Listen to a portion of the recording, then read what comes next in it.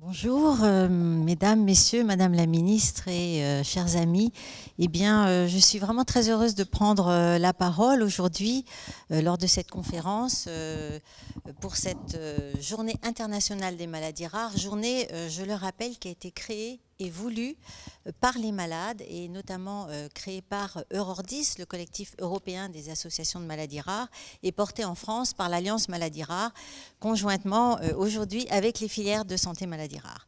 Heureuse aussi car je porte aujourd'hui la parole de l'Alliance Maladies Rares, qui est une force associative unique en son genre, de plus de 210 associations de malades et qui porte la voix des 3 millions de personnes concernées par ces maladies.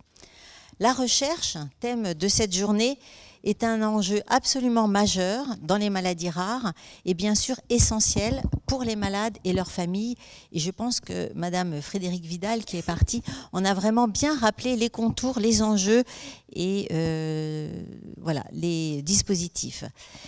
Donc je vais revenir sur certaines de des points qu'elle a mentionnés. C'est important et capital pour répondre à 3 défis principaux dans les maladies rares. Tout d'abord, pour diminuer l'impasse diagnostique dont il a été question juste précédemment, qui s'élève à des niveaux difficilement imaginables. On estime en effet que près de la moitié des personnes atteintes de maladies rares n'ont pas de diagnostic, faute de données, de connaissances, avec évidemment une incidence notable sur la prise en charge. Le deuxième défi, eh bien, il va être capital de transformer 95% d'errance thérapeutique en traitement curatif.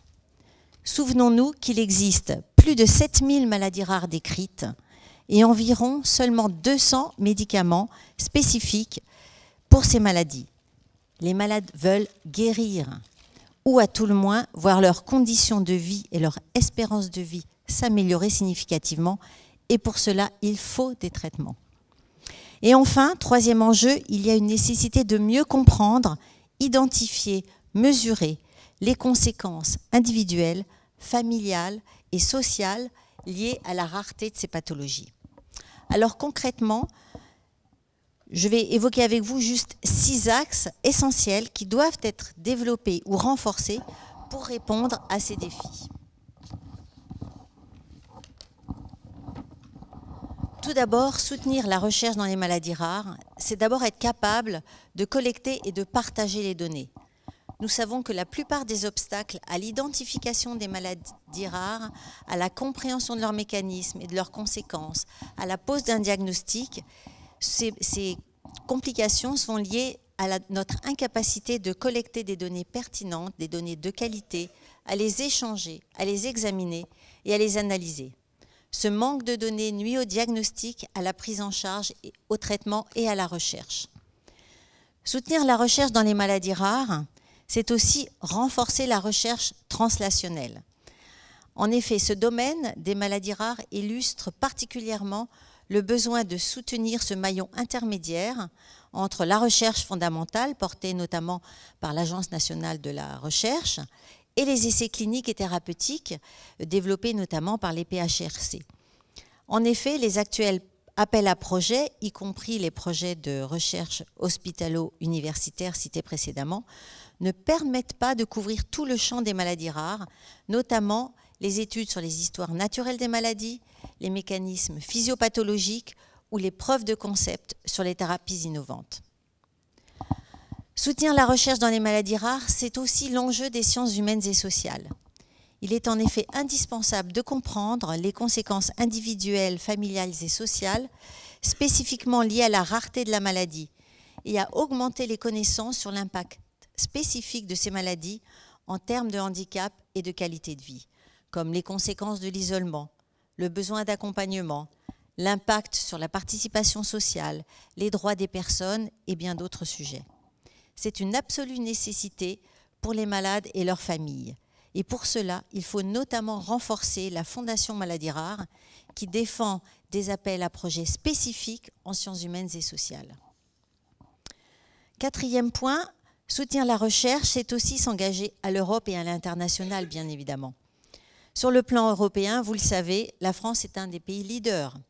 Elle tient notamment une place de choix au sein des nouveaux réseaux européens de référence mis en place en décembre 2016 et pilote actuellement la construction de l'European Joint Programme sur les maladies rares.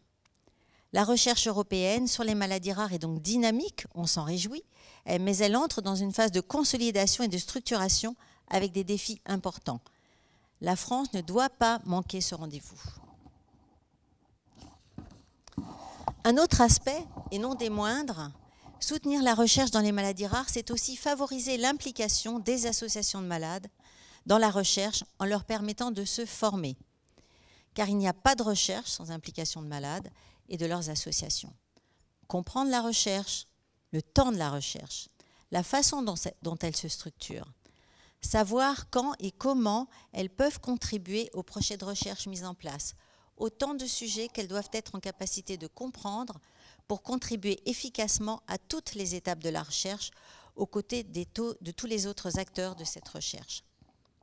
Et enfin, dernier point, je voudrais évoquer le renforcement nécessaire des centres de référence maladies rares et de la Fondation Maladies Rares, qui sont des acteurs clés de la recherche. À l'heure de la médecine personnalisée, il reviendra aux centres de référence d'assurer le diagnostic, le soin, la recherche. Mais comment peuvent-ils mener à bien toutes ces missions avec des budgets qui n'ont pas augmenté ? C'est un enjeu majeur. De même, il est essentiel que la Fondation Maladies Rares soit renforcée et dispose de moyens significatifs pour jouer son rôle premier initial de booster et de coordonnateur de la recherche dans les maladies rares. Pour que tout cela voie le jour, il faudra qu'émerge un troisième plan dont la réussite sera conditionnée à un pilotage interministériel fort avec des réels moyens, mais aussi des financements à la hauteur des ambitions aujourd'hui identifiées dans le cadre de la construction de ce troisième plan. C'est ce que nous n'avons cessé de demander, sans succès à ce jour, malgré les recommandations du Haut Conseil en santé publique et les recommandations du Haut Conseil d'évaluation de la recherche et de l'enseignement supérieur dans leur évaluation du deuxième plan maladies rares. Seules ces deux conditions, un pilotage interministériel fort et des moyens opérationnels forts, nous assureront un troisième plan national maladies rares réalisable, cohérent et utile, et surtout qui corresponde à l'ampleur des besoins de ces 3 millions de personnes qui, je le rappelle, vivent au quotidien sans espoir de guérison, ni souvent, ni même de traitement. Merci à vous.